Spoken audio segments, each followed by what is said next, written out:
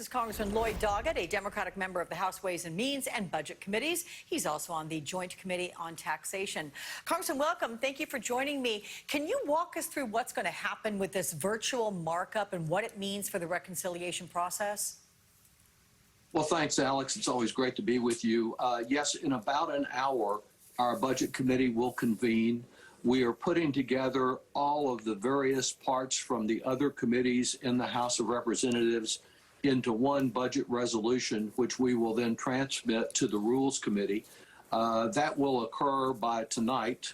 We will have initial discussion, a vote, followed by 3 or 4 hours of Republican ranting, bearing little relationship to reality. And hopefully this next week, the Rules Committee will be ready to act on the reconciliation bill, or the Build Back Better, which is what it's all about.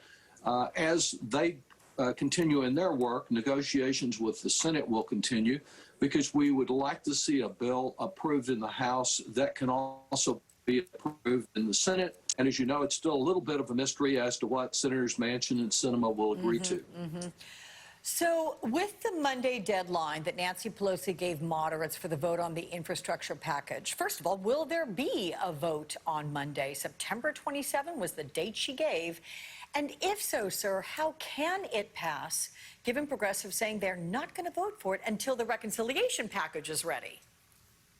Well, I'm one of those progressives. I believe that the Speaker and the President made clear at the outset they want both of these packages to go together.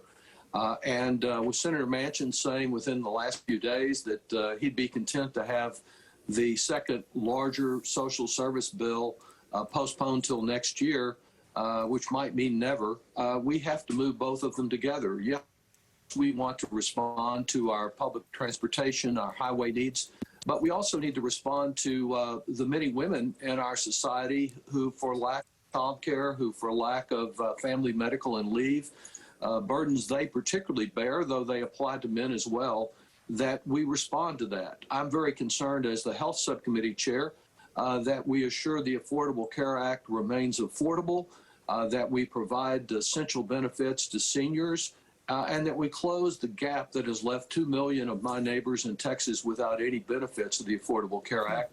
The educational opportunities in this bill to really build back better by assuring more Americans individual educational opportunity from universal pre-kindergarten to community college.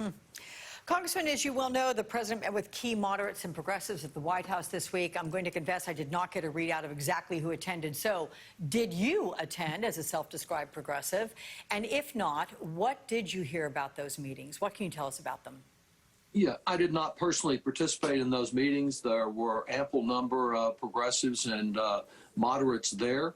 I think the president, like our speaker, trying to work with all sides here and reach some common agreement. I hope that that can be achieved this next week. I believe it can be. I think in today's budget vote, we will have unanimity of our committee behind forwarding this resolution and moving the process forward. Again, still a little bit of uncertainty because of a lack of clarity as to exactly what Senators Manchin and Sinema will agree to, and no margin of error there. You know, for me, it's not about a number, about pulling a particular number out of the air. It is what amount of resources will be necessary to provide the services that I think are so important to build back America better, as the president has advocated. And then it's so important that we not yield to the old Republican philosophy of borrow and spend.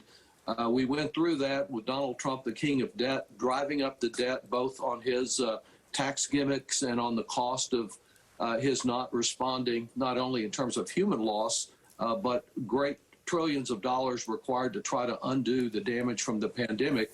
We are paying for what we propose, and we're not adding to the debt. And I think that's a very important aspect of it.